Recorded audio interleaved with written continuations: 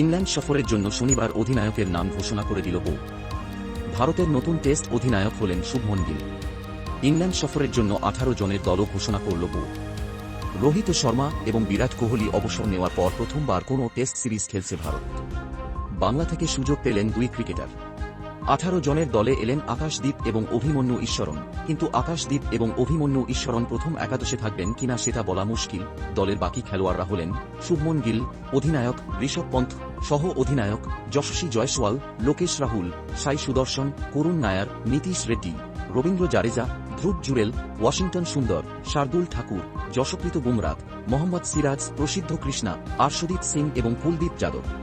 ইংল্যান্ডের বিরুদ্ধে 20 জুন প্রথম টেস্ট খেলতে নামবে ভারত। সেই ম্যাচটি হবে লিডসে। দ্বিতীয় টেস্ট 2 জুলাই থেকে ম্যানচেস্টারে।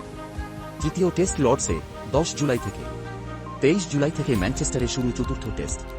পঞ্চম তথা শেষ টেস্ট হবে লন্ডনের ওভালে 31 জুলাই থেকে।